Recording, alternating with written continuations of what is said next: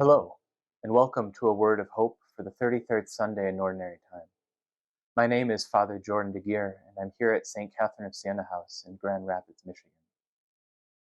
You know, we live in a world that is, in many ways, obsessed with information. It's all right there at our fingertips, often on our phones. Right? How many steps did I take yesterday? What's the weather going to be like tomorrow? When was Theodore Roosevelt president? Is there cheaper gas down the street? All of the information can feel so immediate, so right there.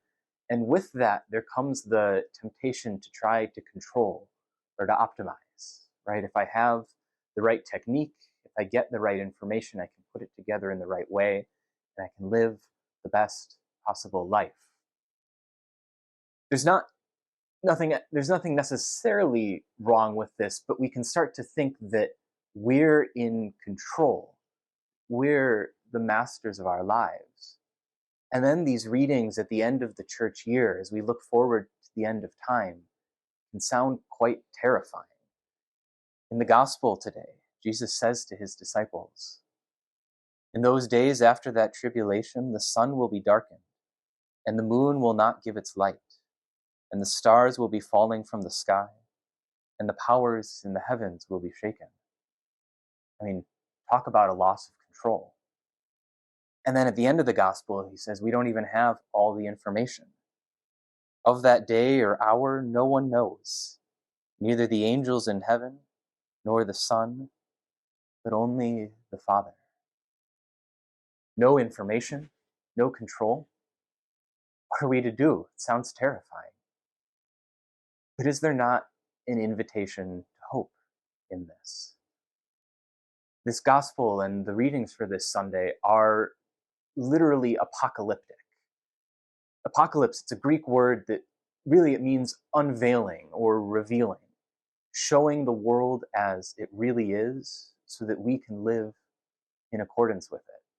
This temptation to control, to know everything and then put it as we want it, it's a temptation to say we're in control of the world.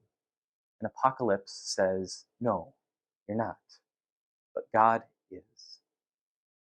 You know, C.S. Lewis talked about what a difference it makes when we think of ourselves as masters of our lives, able to do with them whatever we will, or when we see ourselves as stewards, as those who have been given a gift and entrusted with a care for our lives and the lives of those around us on behalf of the God who made us, who made them, who made the world. So these readings of apocalypse, these readings of the end of time, they're not meant to frighten us or to terrify us, but to show us the way the world really is so that we can live in hope of the God who comes to set things aright, to restore order where there was disorder and disharmony. In the meantime, we don't need to worry. We don't need to be anxious or afraid.